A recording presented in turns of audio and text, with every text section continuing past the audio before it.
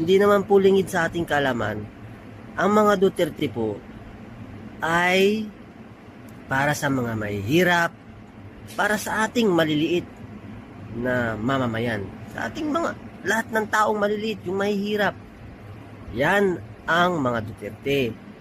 Para sa mahihirap. Hindi po sila para sa mga mayayaman, na mga oligarto, na mga oligarchs, na mayayabang. Akala mo sila yung makapangyarihan, di ba?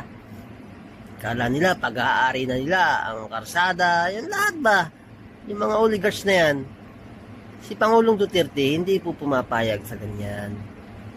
Ang gobyerno po ay para sa lahat. Para sa mahihirap, hindi para sa mayayaman lamang. Pero hindi ko naman po nilalahat doon sa mga oligarchs, sa mga mayayaman dyan. Yung iba pong mayayaman talaga sumusunod sa batas at makatao, makabayan, at may paninindigan, hindi yung mayabang, akala mo kung sino, di ba? Dami dyan, yung mga mayayaman, akala mo kung sino, Nakapajiro, Montero, Cornicho, ano yun? Basta, basta na may magagandang sasakyan, pag binadaanan ka, gigit-giting ka, ikaw pa ang may kasalanan, tapos ikaw pa ikukulong, yung tayong mga maliliit, di ba?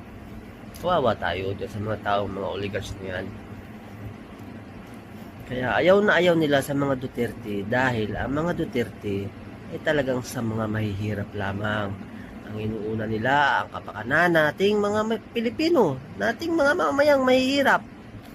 Di ba? Kaya talagang ang mga oligarchs na ito ay nagtutulong-tulong upang pabagsakin ang mga Duterte. At tulad nga niyan, umamin na yung isang testigo na yan. Sana umamin pa rin yung iba sa mga pinagagawa nitong Hontiveros na to. Mga kasinungalingan nitong babaeng to. Ito ang reyna ng kasinungalingan eh. Matindi ang tama niya mga yan. Yung mga kasinungalingan nilang ginagawa, nasa utak nila, tama yun, yung ginagawa nila. May sakit dyan eh, matindi ang sakit na yan, walang gamot dyan guys, hanggang sa mamatayan. Ganyan na ang mga utak niya mga yan. So yun, God bless to all na lang guys.